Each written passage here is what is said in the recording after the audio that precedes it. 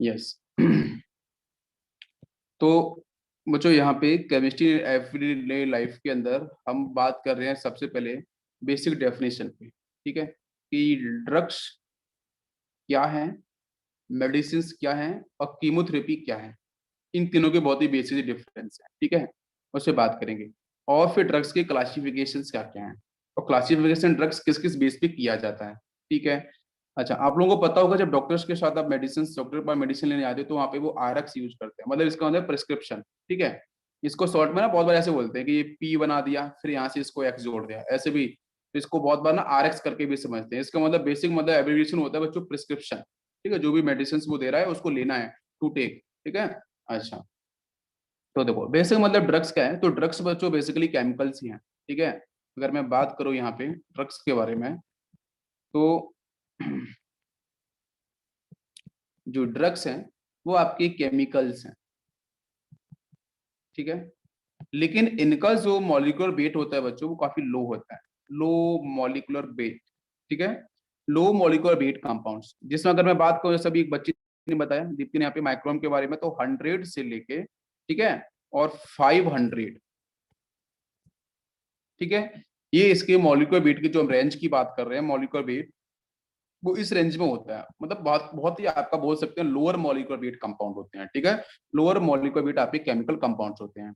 अच्छा, और ये करते क्या है बच्चों, जो ड्रग्स होते हैं वो इंटरेक्ट करते हैं with macromolecular target. Macromolecular target मतलब क्या है आपको पता है, ह्यूमन बॉडी के अंदर, ठीक है। तो यहाँ पे लिख रहा हूँ जो आपके मैक्रोमोलिकुलर मैक्रोमोलिकुलर, ठीक है। मैं सारी चीज लिखूंगा नहीं, आप मैं बोल रहा हूँ आपको समझ में आता जाएगा।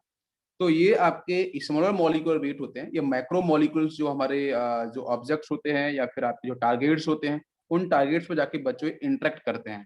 और इंटरेक्ट करने के बाद बच्चों प्रोड्यूस करते हैं बायोलॉजिकल रिस्पॉन्स। बिल्कुल सही, इन्फेक्टेड ऑर्गन्स, बिल्कुल सही, करेक्ट आंसर। इन्फेक्टेड ऑर्गन्स मतलब वही टारगेट ऑर्गन्स, ठीक है, उस पर अटैक करेगा जाके और वहां से बच्चों प्रोड्यूस करता है एक बायोलॉजिकल रिस्पॉन्स, ठीक है। तो this is the basic definition of drugs. समझ में आ गया। ड्रग्स क्या है, लोअर मॉलिक्यूलर वेट आपके कंपाउंड्स हैं, इनका मॉलिक्यूलर वेट मैंने बताया 100 से 500 माइक्रोम हम बोल सकते हैं। ये बच्चों क्या करते हैं, जो भी इन्फेक्टेड ऑर्गन्स है, जो बॉडी है, बॉडी का पार्ट है, उस पर जाके टारगेट पे अटैक करते हैं और वहां से बायोलॉजिकल रिस्पॉन्स क्रिएट करते हैं।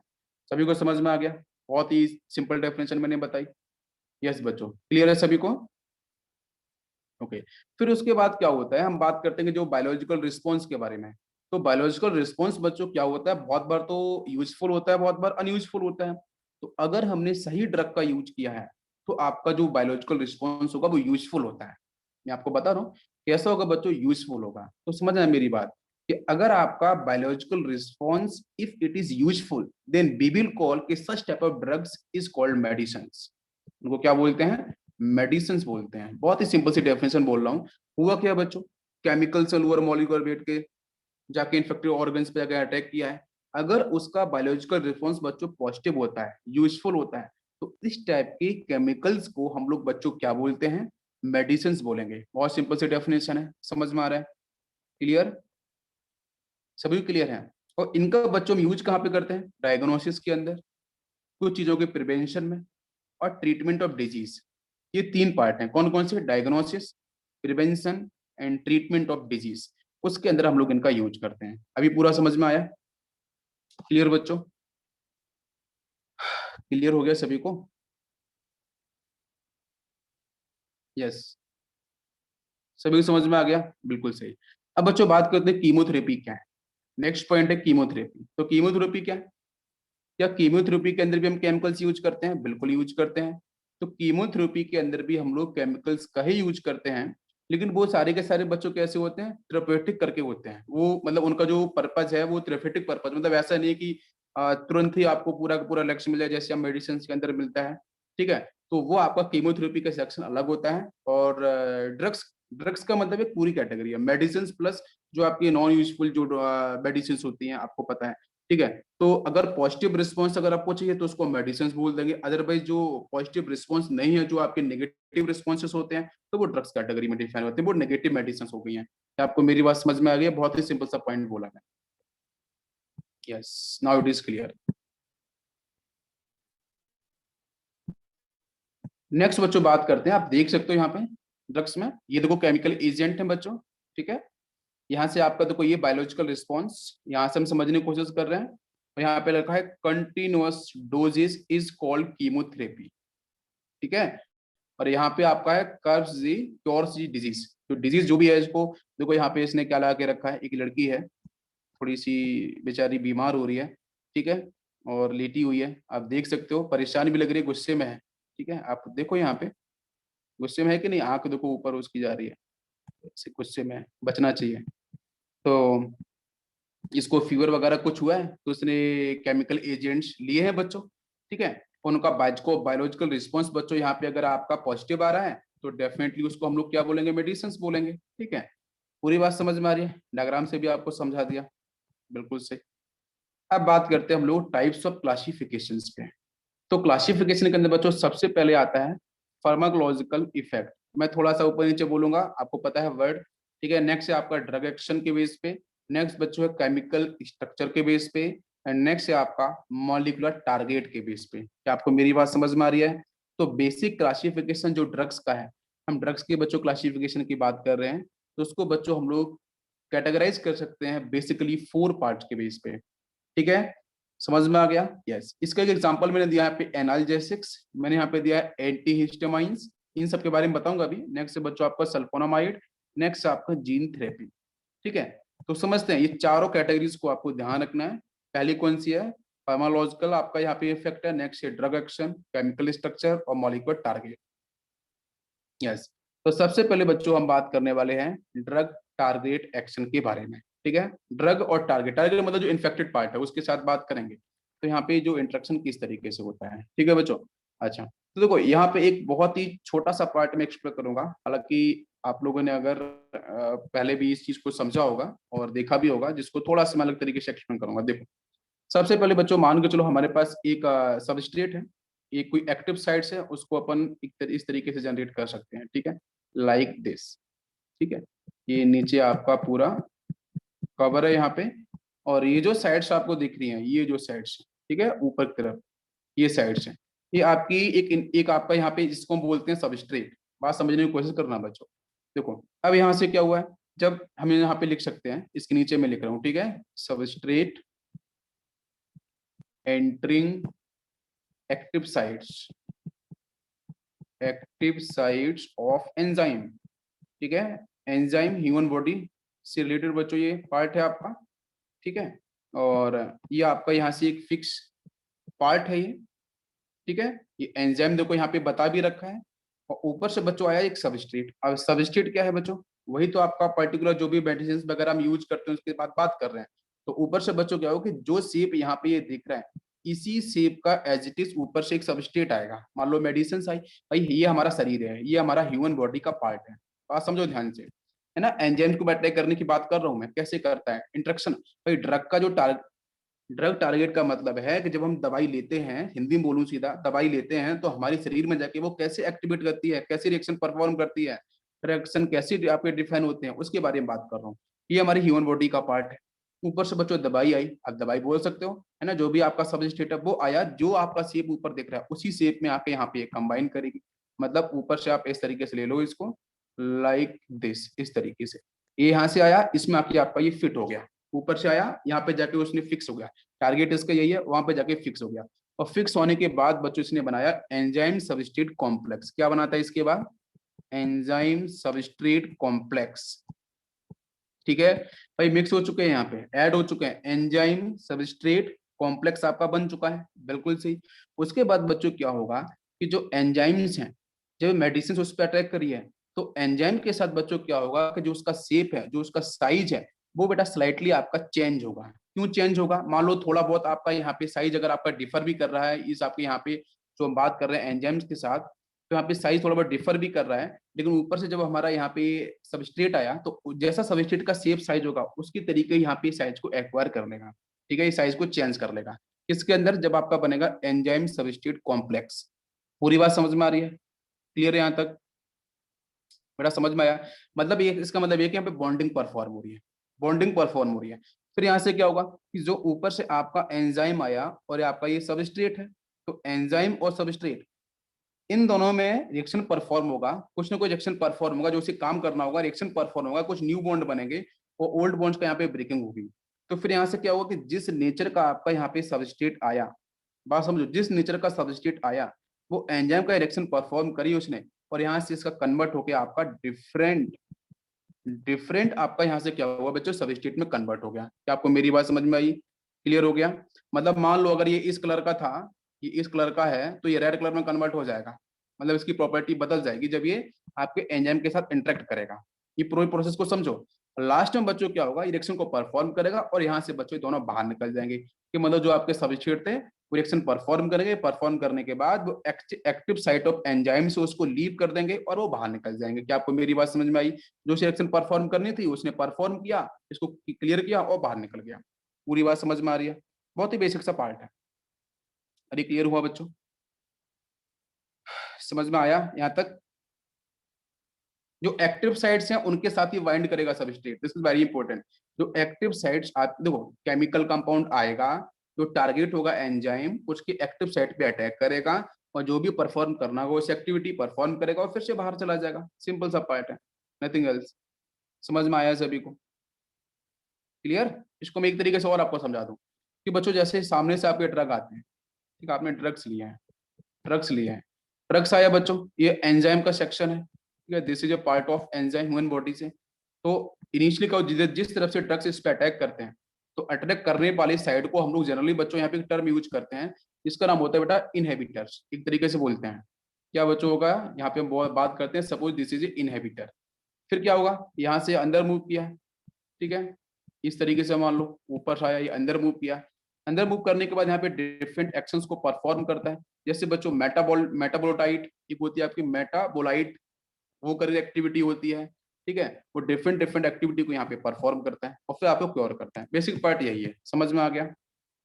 Enzyme, human body, substrate, medicine बाहर से उसने इंटरेक्ट किया, जो रिएक्शन परफॉर्म करना है परफॉर्म किया, और उसके बाद वो वहां से वापस रिलीज होगी। तो ये आपका बेसिक सा पार्ट, ठीक है, सिर्फ जेई के लिए इंपॉर्टेंट है, बस ये आपको ध्यान रखना पड़ेगा। इसके बाद नेक्स्ट बच्चों बात करते हैं ड्रग टारगेट इंटरेक्शन, तो यहाँ बताया अभी क्या है, ठीक है, ड्रग एंजाइम इंटरेक्शन। ये देखो है बच्चों, प्लीज समझो ध्यान से।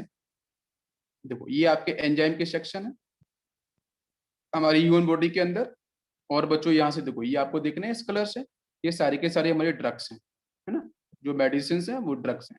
और ये बच्चों क्या कर रहे हैं, यहाँ पे इंटरेक्ट कर रहे हैं, ये जाके यहाँ पे इंटरेक्ट किया है, ये जाके यहाँ पे इंटरेक्ट कर रहे हैं, और ये बच्चों जाके यहाँ पे इंटरेक्ट कर रहे हैं। पूरी बात समझ में आ रही है? इंटरेक्ट किया, इंटरेक्ट करने के बाद यहाँ पे जो मॉडिफिकेशन करना था तो मॉडिफिकेशन करके बाहर निकल गए हैं, ठीक है। तो यहाँ पे वो वही है, मतलब कि जो केमिकल रिएक्शन परफॉर्म करनी थी, ठीक है, जो भी उनको एक्टिविटी परफॉर्म करनी थी परफॉर्म किया और उसके बाद वो बाहर निकल जाते हैं, ठीक है। अच्छा नेक्स्ट बात करते हैं हम लोग, सेकेंड है आपका थेरेप्यूटिक एक्शंस ऑफ ड्रग्स, इसके बारे में बात करते हैं। यस, एक सेकेंड बताऊंगा आपको। देखो, तो फर्स्ट केस में हम लोग जो हम बात कर रहे हैं फार्माकोलॉजिकल इफेक्ट, ठीक है, तो उसके बेस पे क्लासिफिकेशन क्या है। देखो ये जैसे डॉक्टर्स हैं, तो डॉक्टर्स के साथ ही हम इसकी डॉक्टर्स को रिलेट करेंगे इसके साथ। तो it is useful for doctors because it provides them whole range of drug available for the treatment of particular type of problems, ठीक है। कोई भी पर्टिकुलर टाइप की प्रॉब्लम्स है, उन मैं एंजाइटी की स्टेटमेंट को ही बता रहा हूँ, जो पर्टिकुलर टाइप की आपकी जो प्रॉब्लम्स है या जो भी आपकी डिजीज है उससे रिलेटेड जो भी प्रॉब्लम्स है, तो इसमें आपको क्या होगा, एक होल रेंज, एक कंप्लीट रेंज, ठीक है, एक आपको होल रेंज की हम बात कर रहे हैं। वैसे तो इसमें मेडिसिन के बारे में ज्यादा आता है, ये डिफरेंस वगैरह नहीं आते हैं इतने, मैं बता दे रहा हूँ फिर भी।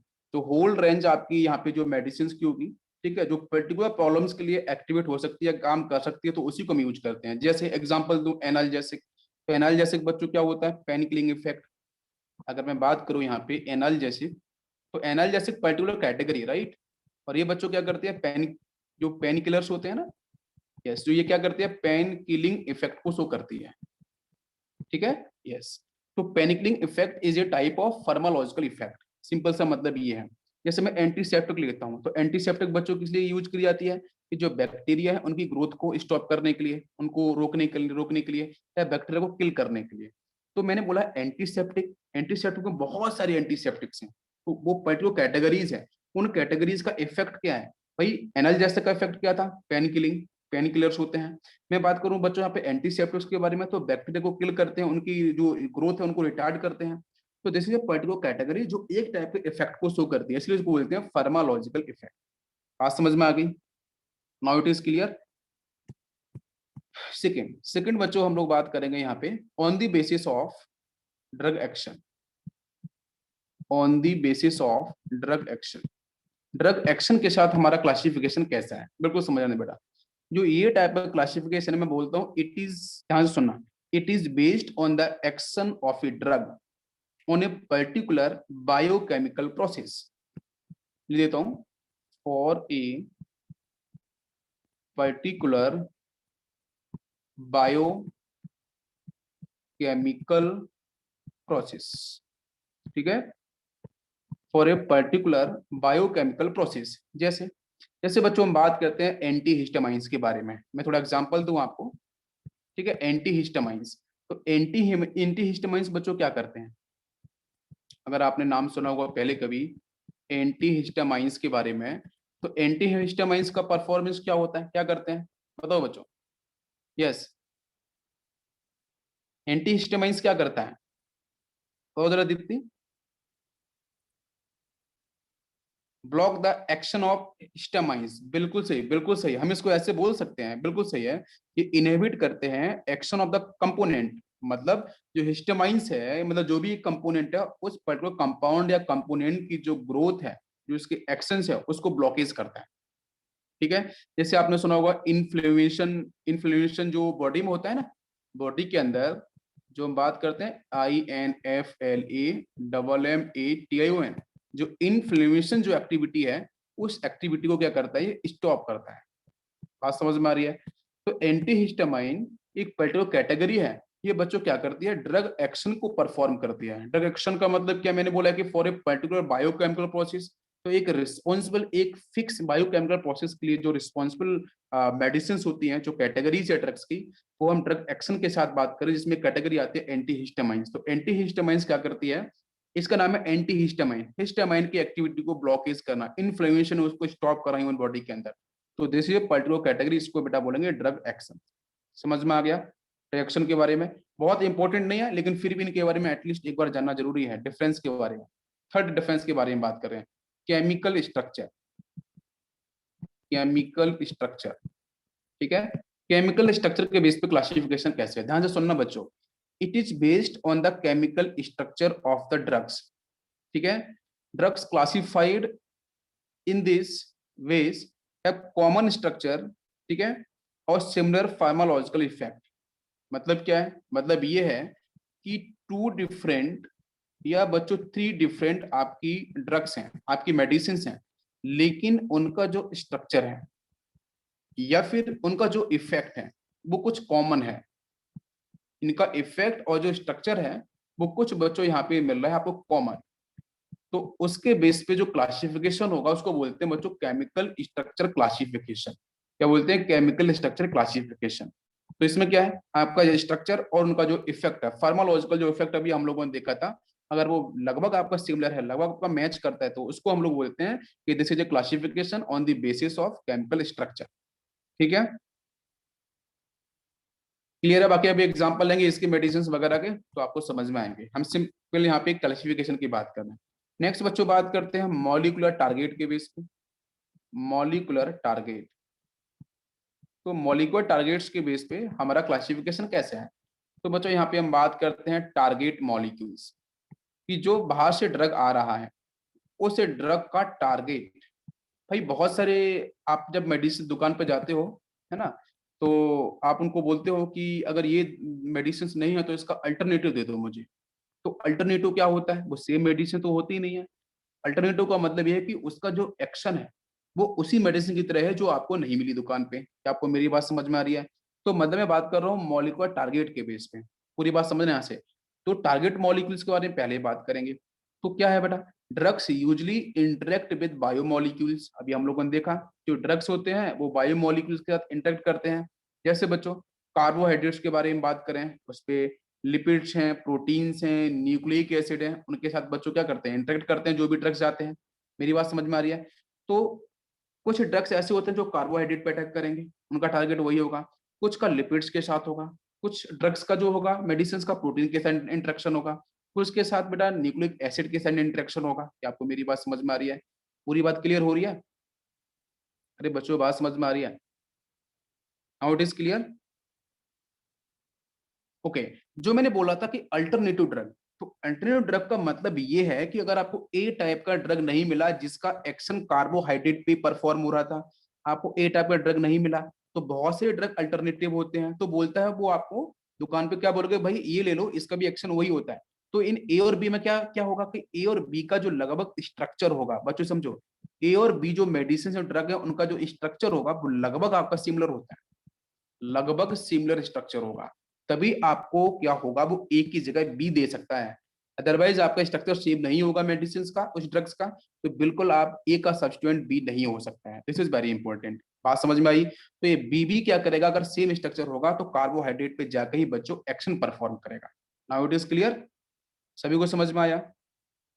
बताओ बच्चों। सेम मैकेनिज्म होगा, यस, ए और बी, बिल्कुल आपने सही पूछा है, बिल्कुल एक बच्चे ने पूछा है।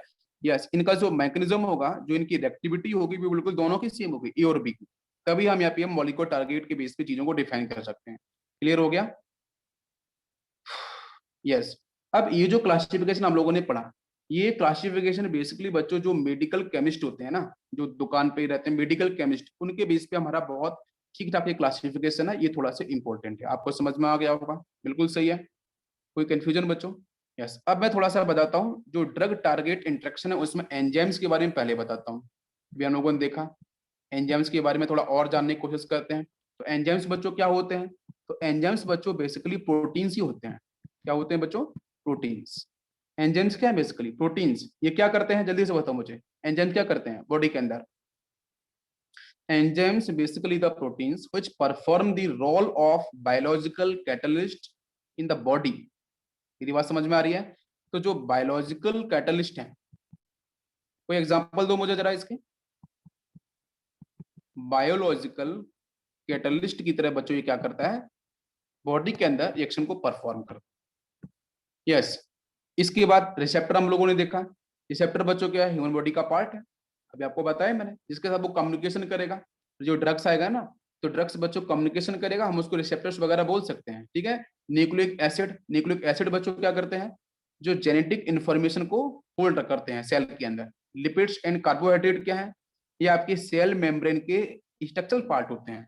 जब हम बात करते हैं लिपिड्स एंड कार्बोहाइड्रेट, तो लिपिड एंड कार्बोहाइड्रेट ये आपके सेल मेम्ब्रेन की जो स्ट्रक्चरल पार्ट है, मतलब जो सेल मेम्ब्रेन का जो स्ट्रक्चर है वो इन्हीं पे डिपेंड करता है कि आपको बात में लिपिड्स एंड कार्बोहाइड्रेट्स के ऊपर। Now it is clear? Yes बच्चों, सभी को समझ में आ गया?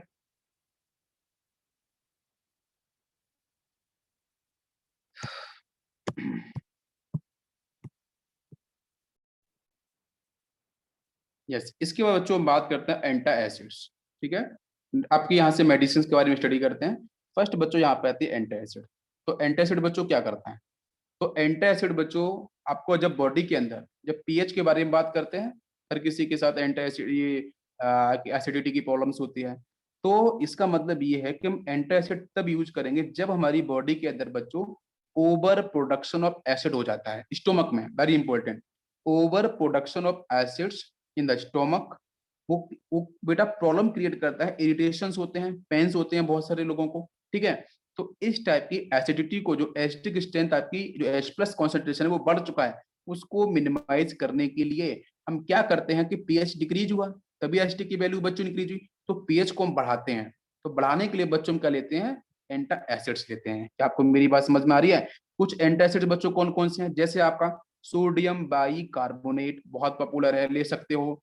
आप मिक्सर ले सकते हो बच्चों, एल्यूमिनियम हाइड्रोक्साइड एंड इसकी मेडिसिन बहुत सारी बिकती है मार्केट में। आपके मैग्नीशियम हाइड्रोक्साइड के साथ कॉम्बिनेशन होता है एल्यूमिनियम हाइड्रोक्साइड का, AlOH थ्राइस, इनकी भी मेडिसिन होती हैं। तो इन मेडिसिन को आप लोग ले सकते हो। इन मेडिसिन का काम बच्चों क्या है, पीएच वैल्यू को क्या करना, इंक्रीज। इंक्रीज करने का मतलब क्या कि पीएच बच्चों 7 से कम हो गया, बॉडी में प्रॉब्लम होने लगी, एसिडिटी क्रिएट हो गई, तो पीएच को बढ़ाएगा। कौन बढ़ाएगा बच्चों, ये जो आपके यहाँ पे मेडिसिन हैं, जो आपके ड्रग्स हैं। क्या आपको मेरी बात समझ में आ रही है? इसका कॉमन नेम बच्चों देख लो, यहाँ पे इसका नाम होता है सिमेटिडीन करके होता है, जेंटेक होता है, बहुत पॉपुलर है, डाइटिडीन इसको बोलते हैं। अरे समझ में आ रहा है बच्चों, क्लियर हो गया? बताओ जरा।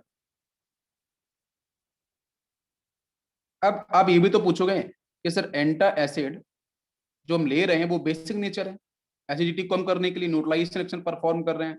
तो अगर ज्यादा मात्रा में अगर आपने ले लिया, अगर ज्यादा मात्रा में एंटासिड अगर आपने ले लिया या आपने सोडियम बाइकार्बोनेट ले लिया, तो क्या करेगा, हमारे स्टोमक में एल्कलाइन मीडियम बहुत ज्यादा हो जाएगा। ठीक है, और एल्कलाइन मीडियम अगर बहुत ज्यादा हो गया तो क्या होगा, तो क्या करेगा बच्चों, जल्दी से बताओ मुझे। अगर एल्कलाइन मीडियम ज्यादा हो गया तो क्या हो सकता है, तो ये होगा भाई साहब कि जो एसिड है ना वो और तेजी से रिलीज होगा, पेट खराब हो जाएगा। नहीं नहीं, एसिड और ज्यादा रिलीज होगा, क्योंकि बेस ज्यादा हो गया ना।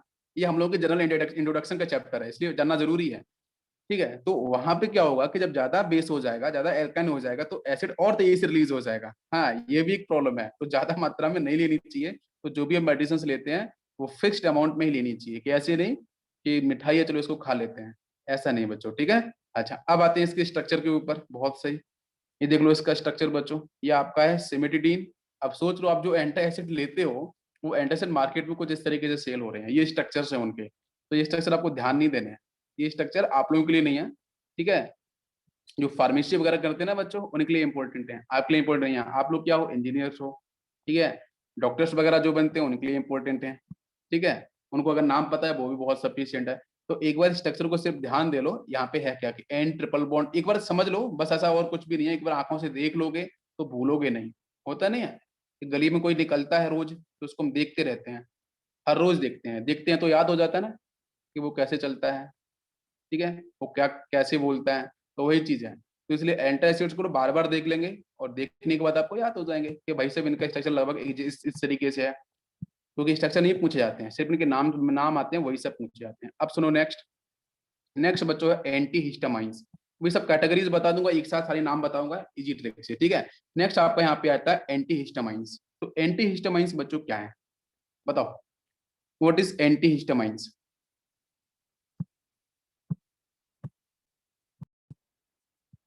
चलो, तो एंटी हिस्टामाइंस में जो हमारे एक्शन है वो देख लो बच्चों, क्या करता है ये, contract the muscles near throat.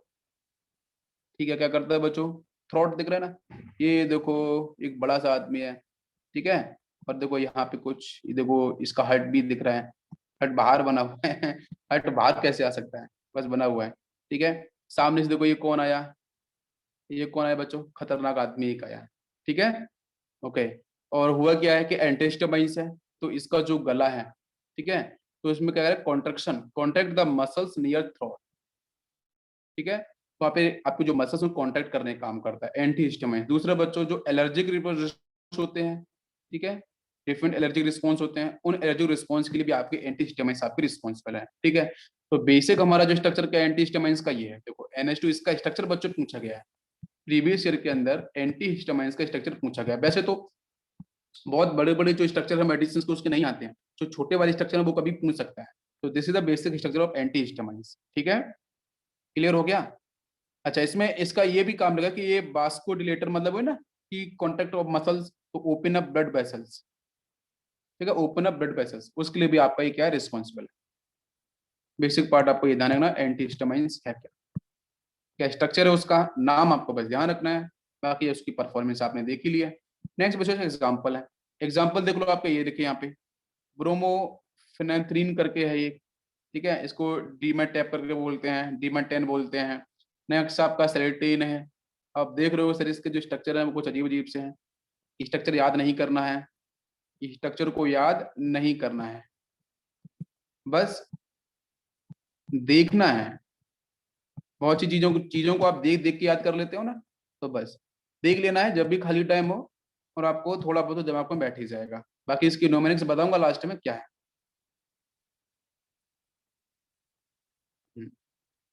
Next बच्चों बात करेंगे न्यूरोलॉजिकल ड्रग्स के बारे में। ठीक है, न्यूरोलॉजिकल ड्रग्स देखते हैं। तो न्यूरोलॉजिकल ड्रग्स क्या है?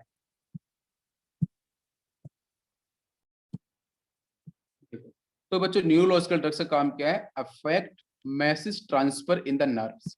जितना मैं बोल रहा हूँ उतना ध्यान रखो, एक्स्ट्रा ध्यान रखने की जरूरत नहीं है, ठीक है बस।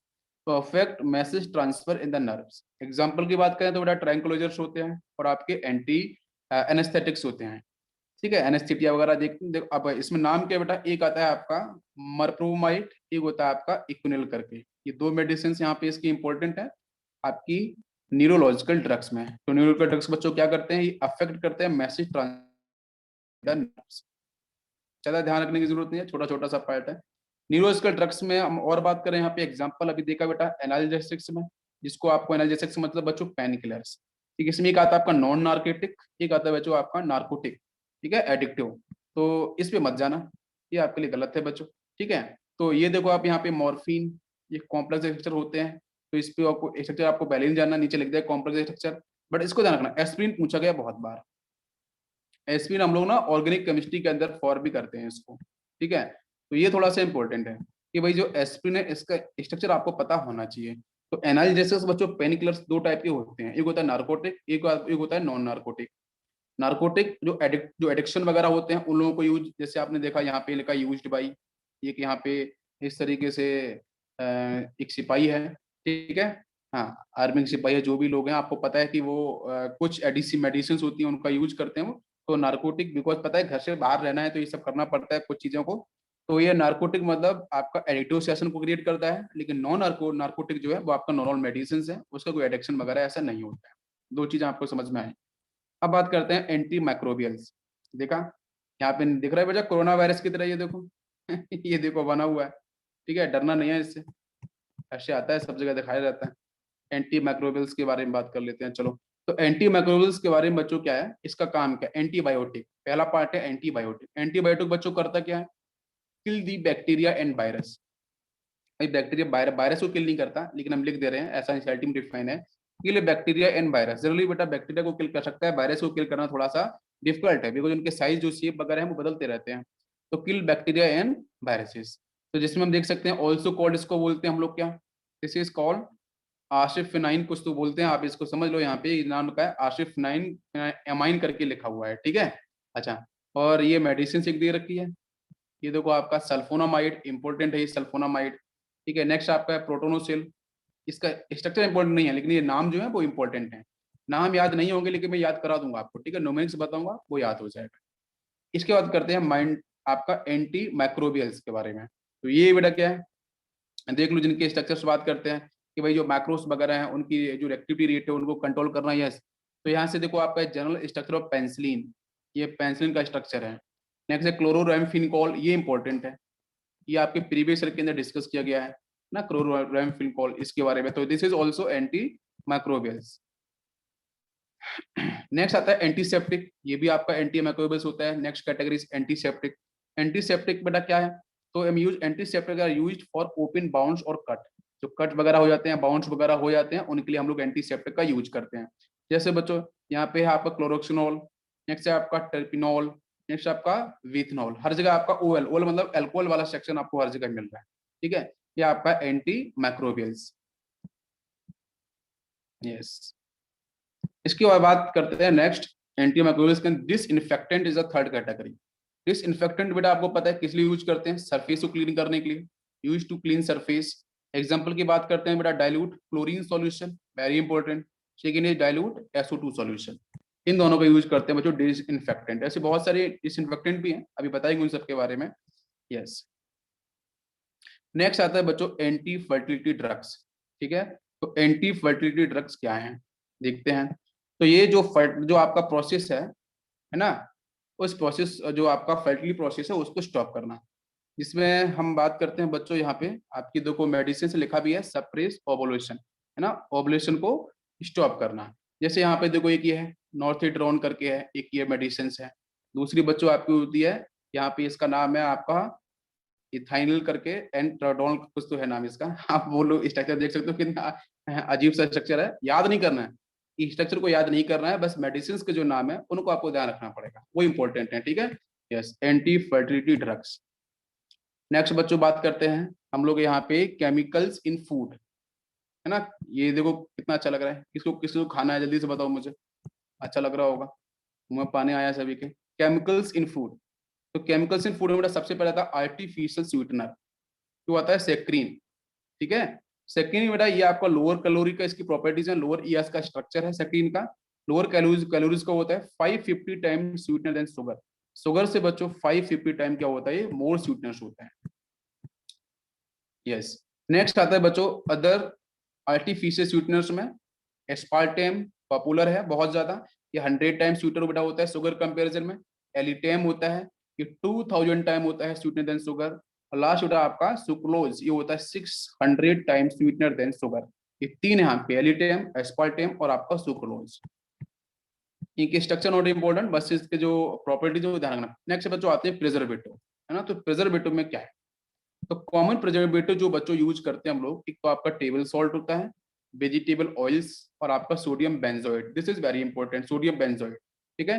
ये कुछ तीन आपके कॉमन प्रिजर्वेटिव्स होते हैं, चीजें खराब ना हो। Did you know liquid nitrogen boils at -196 degree Celsius, बिल्कुल। एंटीऑक्सीडेंट पे आते हैं, तो एंटीऑक्सीडेंट क्या है, ऑक्सीजन की सप्लाई को ब्रेक करना। तो मोस्ट यूज्ड एंटीऑक्सीडेंट बच्चों कौन कौन से, एक तो आपका ये है BHT, ठीक है, जिसको बोलते हैं ब्यूटोलेटेड हाइड्रोक्सीटोलिन। एक होता है BHA, ठीक है, इसका नाम होता है ब्यूटोलेटेड हाइड्रोक्सी एनिसोल। ये दो होते हैं आपके एंटीऑक्सीडेंट। इसका बात करते हैं सोप एंड डिटर्जेंट के बारे में।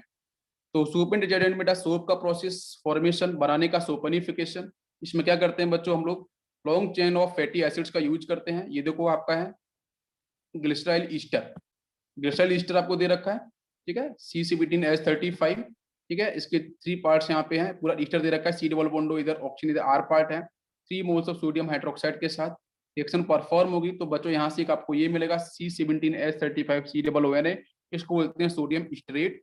और लास्ट में बच्चों मिलता है आपको ग्लिस्ट्रॉल, ठीक है, इसको ग्लिसरीन भी हम लोग बोल सकते हैं, क्लियर है। अच्छा, तो ये आपका सोफिनिफिकेशन प्रोसेस है, या यहाँ से आपका सोप ये फॉर्म हो चुका है, ठीक है। ये भी प्रीवियस ईयर में आपने चीजें पढ़ी होंगी। नेक्स्ट हो जाता है डिटर्जेंट।